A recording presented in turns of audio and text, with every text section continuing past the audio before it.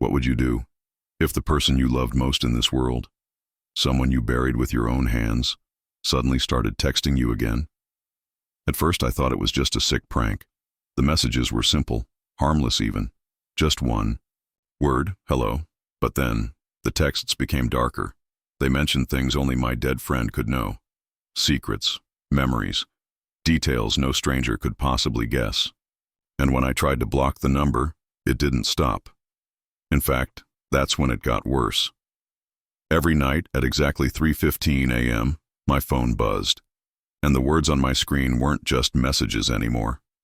They were warnings. Warnings about things that hadn't even happened yet. I told myself it was impossible.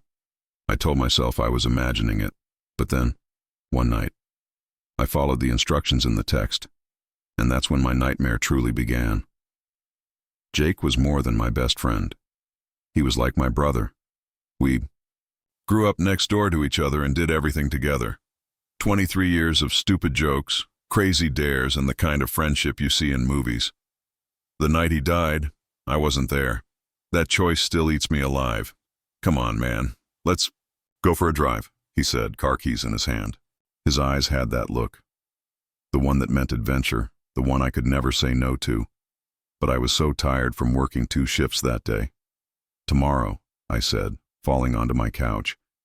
I promise tomorrow we'll drive all night. He smiled, that crooked smile of his. I'm going to remember you said that. Those were the last words he said to me. At 1:32 a.m., a drunk driver ran a red light and smashed into Jake's car. The doctors said he died right away. His mom held on to that idea, but I saw the crash photos. Jake didn't die quickly. The funeral was horrible. Black clothes and dead flowers everywhere. Jake's mom cried until she had no voice left. His dad just stood there like a statue, tears running down his face. I couldn't look at the coffin. Every time I tried, everything went blurry, and I tasted blood in my mouth. The weeks after were like living in a nightmare. I'd wake up and for 3 seconds I'd forget he was gone. Then it would hit me like a truck, and I'd spend all day feeling like I was drowning. His hoodie was still on my bedroom chair. His last text, "See you later, bro," was still waiting for me to answer. Our road trip playlist would come on randomly, and every song felt like a punch to the gut. 2 months after we buried him, I was looking at my phone at 2:17 a.m. I couldn't sleep anymore. Every time I closed my eyes, I saw car headlights and heard tires screaming, sounds I'd never heard but couldn't stop imagining. Then I saw something that made my blood freeze. New message from Jake Morrison. My phone fell out of my hands and hit the floor. My heart was beating so fast I could feel it in my throat. I stared at it like it might blow up. Someone must have hacked his account. His parents were using it. It had to be a mistake.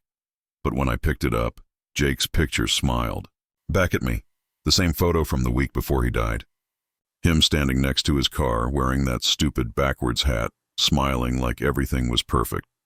The message was short and scary. I've been waiting. I couldn't breathe. The room felt like it was getting smaller. I stared at those words until my eyes burned. Another message popped up.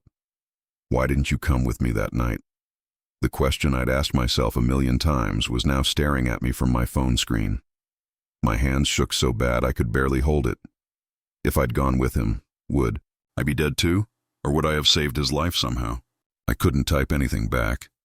Couldn't think. Could barely breathe. 3 dots appeared. He was typing. It should have been you in that car. I dropped the phone again. This time I didn't pick it up. I just sat there in the dark, trying to breathe, while the screen glowed from the floor. After what felt like hours, I finally reached for it. The messages were gone. All of them. Jake's account looked dead again, just like it had been since the funeral. I didn't sleep for 3 nights. I told myself it was just my brain playing tricks on me. Guilt and no sleep can make you see things that aren't there. I almost believed it until Friday night. I was making coffee at 11:43 p.m., my hands shaking from too much caffeine and not enough sleep, when my phone buzzed. The sound made my blood turn to ice. New message from Jake Morrison. This time I opened it right away, like ripping off a Band-Aid. You can't ignore me forever. My coffee mug crashed to the floor, hot liquid splashing everywhere. I didn't even feel. It burned my feet. What do you want? I whispered to my empty apartment. The answer came instantly. You know what I want. My fingers moved on their own. Who are you? You know who I am. Jake is dead. I saw them bury him. Dead doesn't mean gone. The room got ice cold in seconds. I could see my breath, and the light above me started flickering like a dying bulb. Meet me at the old farm. Midnight. The old farmhouse. The place where Jake and I used to play as kids, where we'd dare each other to spend the night. We hadn't been there in years, not since his grandpa died and the family left it empty. Every part of me said, don't go, but I was already grabbing my keys. If you don't come, I'll come to you. I was in my car before I could change my mind. The farmhouse looked like something from a horror movie. The paint was peeling off in long strips, and the porch was falling down. Weeds had taken over everything, growing tall enough to cover the broken windows. I sat in my car, staring at the house where Jake and I had spent so many summer days. We used to dare each other to sleep in the empty rooms, tell ghost stories that seemed stupid during the day, but terrifying at night. Now, looking at those black windows, I realized something horrible. We'd never seen any ghosts back then. We'd just been too young to know they were there. At exactly midnight, my phone lit up. I can see you sitting there. I looked around frantically. No other cars, no lights anywhere. Just me and the farmhouse in darkness so thick it felt solid. Come inside. We need to talk. My feet moved without asking my brain first. I walked across the yard full of weeds and up the broken porch steps. The front door was open just a crack, like it was waiting for me. The smell hit me when I pushed it open, wet rot and mold, and something sweet that made me want to throw up. My phone's flashlight cut through the dark, showing me a living room, covered in dusty sheets. The wallpaper was hanging down like dead skin. Upstairs, the message appeared silently, but I felt it buzz in my hand like an electric shock. The stairs creaked under my feet, each step loud as a gunshot. My light showed family photos on the walls, faces I remembered from childhood, now water-damaged and twisted into scary shapes. At the top, a hallway stretched out longer than it should have. Doors hung open on both sides like hungry mouths. The sweet, sick smell was stronger here. Last door on the right. My legs felt like concrete, but they carried me forward anyway. Each step echoed weird, like the house was bigger inside than outside. The door at the end was closed. The handle was freezing cold, and when I turned it, the door opened without a sound. The room was empty except for one chair facing the window. Moonlight came through the glass, making a pale square on the rotting floor. Sit down. I walked to the chair like it might attack me. The wood was worn smooth from years of use. It had been Jake's grandpa's favorite chair, where he'd tell us stories about the old days and things that went bump in the night. I sat down. The floorboards creaked behind me. I spun around fast, but nothing was there. Just shadows and moonlight and that awful smell getting stronger. My phone buzzed. Turn around. I did, slowly, my heart pounding like a drum. Jake was sitting across from me, but it wasn't the Jake I remembered. This Jake was all wrong. His skin was white as paper and stretched too tight. His eyes looked like dirty water, and when he smiled, I saw too many teeth, sharp ones that didn't belong in a human mouth.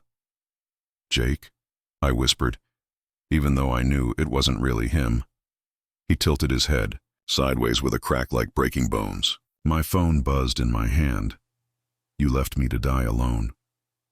I'm sorry, I said, tears burning my eyes. I'm so sorry. His smile got wider, showing more of those terrible teeth. He jerked forward like a broken puppet. Now you'll stay here with me. I screamed and ran for the door, but it slammed shut before I could reach it. I pulled and pushed, but it wouldn't open.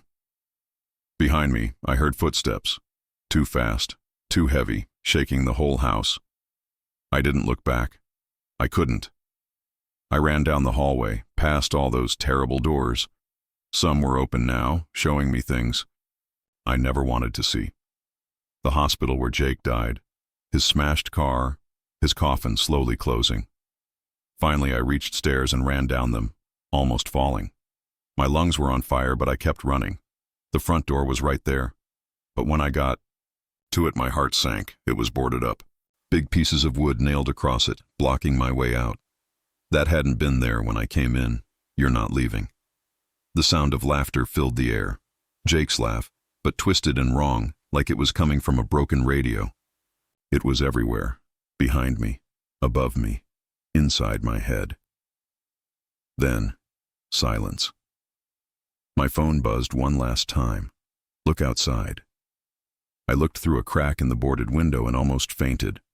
My car was still there, but someone was in the driver's seat. It was me. My own face, staring straight ahead with empty eyes, hands on the wheel like I was driving somewhere. But I was standing right here. I staggered back from the window, sweat pouring down my face. My own face in my car. It was impossible.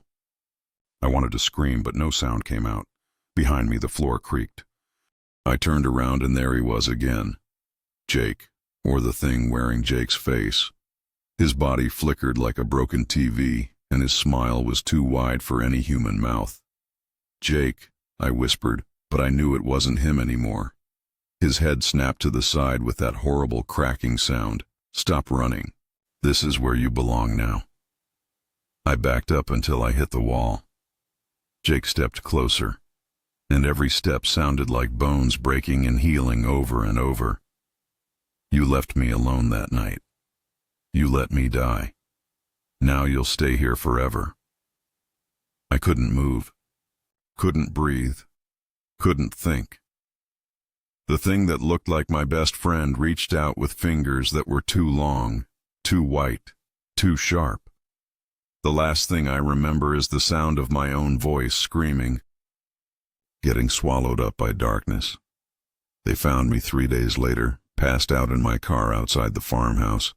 The engine was off, keys in my lap. The doctor said I was lucky to be alive. The weird thing was my phone was gone, completely disappeared. I never got it back. But sometimes late at night when I'm scrolling on my new phone, I see those 3 dots appear. Someone typing. And I know he's still waiting for me to come back.